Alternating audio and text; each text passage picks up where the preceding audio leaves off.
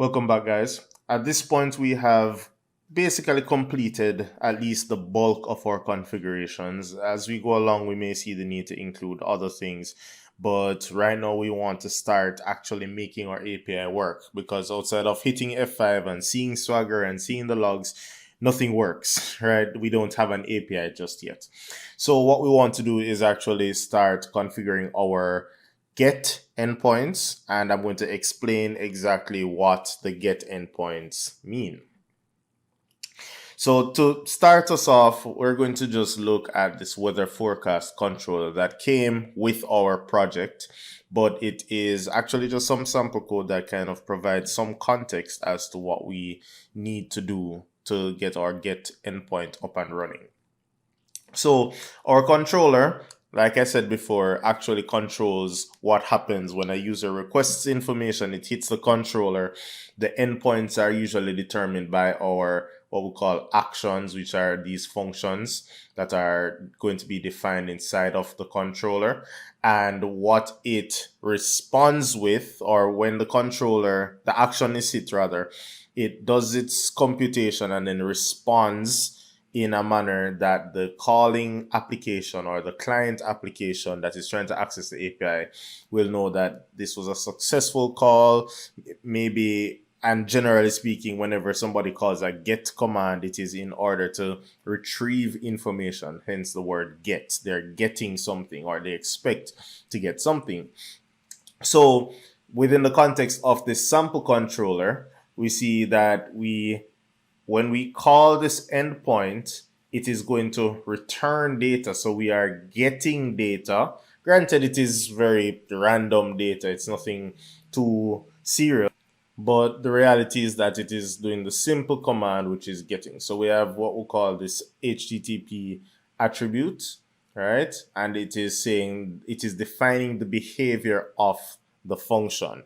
So when we actually test this out, and we can do that right here in Swagger, we just go ahead and pull this down, and they show us all of the examples of what we might get. We can click try it out and click execute.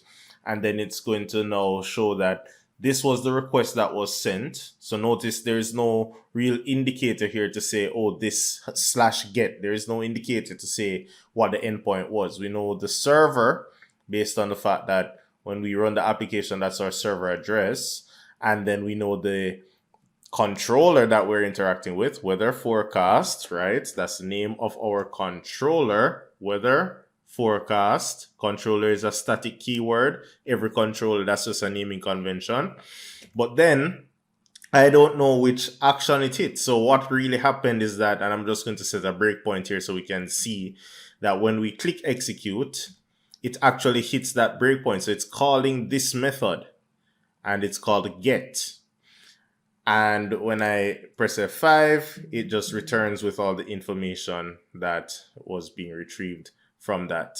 So what's really happening here is that based on the protocol and certain definitions that we're going to be making here on each action, the way we formulate our requests, the control will automatically know which one we should hit.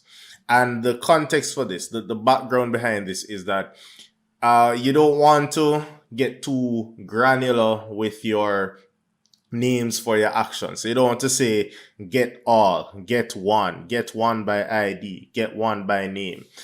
You can actually call the action basically anything you want to. So you can give it its own name. Of course, there are standards surrounding that, but the reality is that if you have multiple gets, you can't name all of them the same get. But you based on the data that is required to retrieve the information, you can stipulate which get should get called. So all of that, once again, this is just the introduction. So in the next video, we're going to create our own control, and we're going to start off with the with the countries, and we'll see exactly how it goes when we want to retrieve the listing of countries from the database through an API call.